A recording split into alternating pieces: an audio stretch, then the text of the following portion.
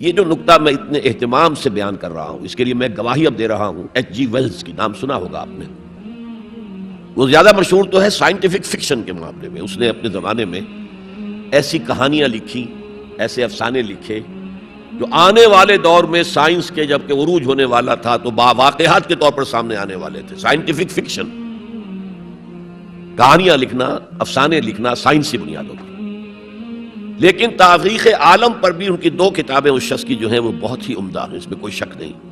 A short history of the world اور دوسری ہے a concise history of the world. Concise history of the world میں پہلے میں یہ بیان کر دوں کہ اس نے حضور پر بڑے کیچڑ اچھالا ہے۔ شاطم رسول جیسے آج رشدی ہے یا بنگالی جو ہے تسلیمہ نسرین ہے یا ایک اور بھی اٹھ کر آ گئی ہے اب، جس طرح وہ کیچڑ اچھالتے ہیں، جس طرح وہ حملے کرتے ہیں، رقیق حملے کرتے ہیں، ایسے ہی ایچ جی ویلز نے بھی کیے۔ یہ میں کس لیے بتا رہا ہوں؟ تاکہ یہ بات جو ہے واضح ہو جائے کہ وہ عقیدت مند نہیں ہے، حضور کا دشمن ہے۔ اور عربی کی کہاوت یہ ہے کہ الفضل ما شہدت بہ الاعداء، دوست اور عقیدت مند تو تعریف کریں گے، کیا کسی مسلمان کے لیے ممکن ہے کہ حضور کی تعریف نہ کرے؟ بلکہ وہ نعتیں پڑھتے ہوئے غلو بھی کر جائیں گے، کہیں سے کہیں پہنچا دیں گے۔ ہاں اگر دشمن تعریف کرے تو وہ بات ہے کہ جو قابل غور ہے۔ میں نے اس لیے اسٹیبلش کیا دشمن ہے، دوست نہیں ہے، عقیدت مند نہیں۔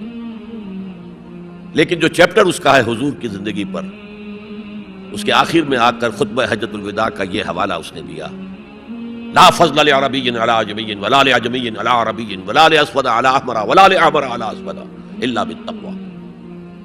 اور اس کے بعد جو اس کا ریئیکشن ہے، اس پر جو تبصرہ تھا کہہ رہا ہوں، اس کی وجہ بتا دوں گا بعد میں۔ معلوم ہوتا ہے گھٹنے ٹیک کر کوئی شخص جو ہے اور سر جھکا کر خراج عقیدت پیش کر رہا ہے۔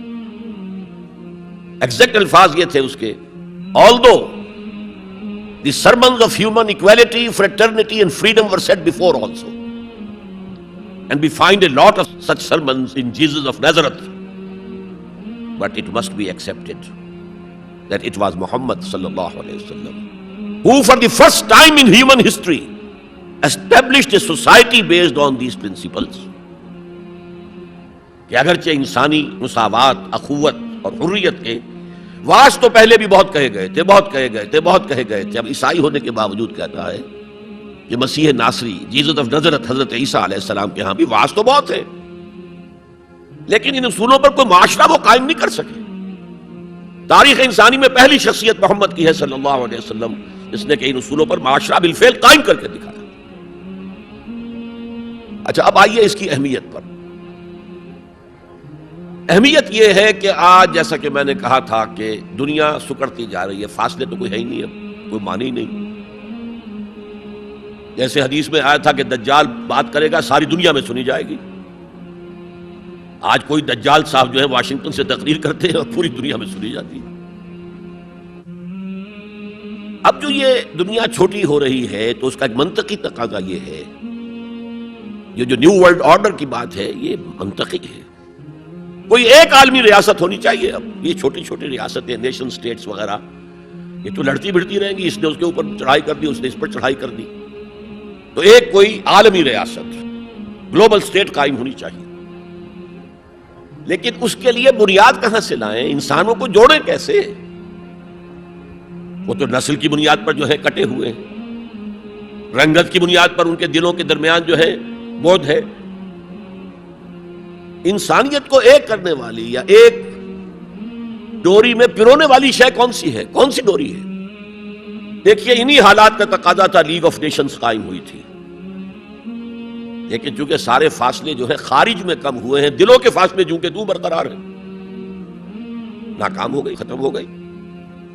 اقبال نے اس کی موت کی پیشن گوئی کی تھی، بیچاری کئی روز سے دم توڑ رہی ہے، ڈر ہے خبر بد نہ میرے منہ سے نکل جائے۔ تقدیر تو مبرم نظر آتی ہے، لیکن پیران کلیسا کی دعا ہے کہ یہ ٹل جائے، کسی طرح لیگ آف نیشنز باقی رہ جائے، ختم ہو گئی۔ اب یونائٹڈ نیشنز ہے، بالفعل ختم ہو چکی، سپر پاورز کے مفادات کے تحت، اور اب تو وہ سپر پاورز بھی دو نہیں رہی، سپریم پاور جو ہے وہ یونائٹڈ نیشنز کی اکثریت روکنا چاہے وہ نہیں رکتی۔ عراق پر حملے کے معاملے میں کون ساتھ تھا ان کے؟ بائی پاس کیا، دفاع ہو جاؤ، ہمیں کوئی حیثیت ضروریت نہیں تمہاری. تو یہ بھی دم توڑ رہی ہے.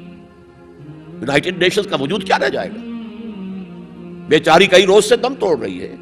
یہ عراق پر حملے کے ساتھ جو ہے اس کا دم جو ہے عالم نزاع شروع ہو چکا ہے. ڈر ہے خبر بد نہ میرے منہ سے نکل جائے. تقدیر تو مبرم نظر آتی ہے، تو اٹل نظر آتا ہے کہ یہ فیل ہو جائے گا، ادارہ ختم ہو جائے گا. پیران کلیسا کی دعا ہے کہ یہ ٹل جائے، وہاں دعائیں ہو رہی ہیں کہ ابھی یہ برقرار رہے. اس پس منظر میں قرآن دو بنیادیں دیتا ہے کہ جو تمام انسانوں کو جوڑنے والی ہے. ایک وحدت الہ، وحدت خالق، تم سب کا خالق ایک ہی ہے اللہ. اب ایوولوشن کی تھیوری ماننے والے کیسے مانیں گے کہ کوئی ایک اللہ ہے، کوئی ایک خالق ہے؟ تو نہیں مان سکتے. نمبر دو، تم سب ایک ہی جوڑے کی اولاد ہو. یا ایھا الناس انا خلقناکم، اے تمام انسانوں ہم نے تم سب کو پیدا کیا. وحدت خالق، وحدت الہ، اس پر سب جڑ جائیں گے آپس میں. ہندی ہو، چینی ہو، پاکستانی ہو، ایرانی ہو، امریکی ہو، کالے ہو، گورے ہو، پیلے ہو، سب اللہ کی مخلوق. اگر دل میں اللہ پر یقین ہے تو یہ پھر سارے جو فرق ہیں ایویپوریٹ ہو جائیں گے. ایک کالے حبشی کو جس کے گھنگریاں والے بال تھے، ہونٹ موٹے موٹے تھے، شین ادا نہیں کر سکتا تھا، اشہدو نہیں کہہ سکتا تھا، اشہدو کہتا تھا، بلال. اور حضرت عمر فاروق جو اسلام سے پہلے بڑے نیشنلسٹ تھے، اپنی قرشیت پر فخر، اپنے خاندان پر فخر. اور وہ عمر فاروق جبکہ وہ خلیفہ تھے، حضرت بلال کا نام نہیں لیتے تھے سیدنا کے بغیر. سیدنا بلال، سیدنا بلال، سیدنا بلال. حضرت ابو بکر کے بارے میں فرماتے ہیں ابو بکر سیدنا وآتق سیدنا. ابو بکر خود بھی ہمارے سردار ہیں، انہوں نے ہمارے سردار کو آزاد کرایا تھا خرید کر. تو یہ فرق تو جب تک کہ آپ اللہ پر ایمان نہ رکھتے ہوں تو کوئی بنیاد ہی نہیں ہے. ہمارے ان کے درمیان کیا بنیاد ہے؟ پتہ نہیں کون سے قسم کے بندروں کی اولاد جو ہے ہندوستان میں بس رہی ہے، اور کون سے قسم کے شمپینزیز کی اولاد جو ہے وہ کہیں اور بس رہی ہے. ان کا تو کوئی رشتہ آپس میں ہے ہی نہیں. پھر یہ کہ وحدت آدم و حوا، انا خلقناکم، نمبر ایک، من ذکر و انثی، ایک مرد اور ایک عورت سے پیدا کیا. تو ایک تو اخوت دینی ہے، اخوت اسلامی ہے، وہ تو بڑی اونچی بات ہے. اخوت انسانی، تمام انسان. اب آپ فرمائیے حضرت حوا کے رحم پر جا کر تمام انسان ایک نہیں ہو جائیں گے؟ والدہ کی رحم کے اعتبار سے بہن بھائی جو ہیں وہ بھائی بھائی اور بہنیں ہیں. دادی کے اس پر جائیے تو وہ ایک بڑا کنبہ وجود میں آ جائے گا. چچا تائے کی ساری اولاد اس میں مل جائے گی، اور اسی طریقے سے خالاؤں کی اور پھپھیوں کی اولاد شامل ہو جائے گی. اس سے آگے جائیے، اس سے آگے جائیے، سب جا کر آدم اور حوا پر جمع ہو جائے گا.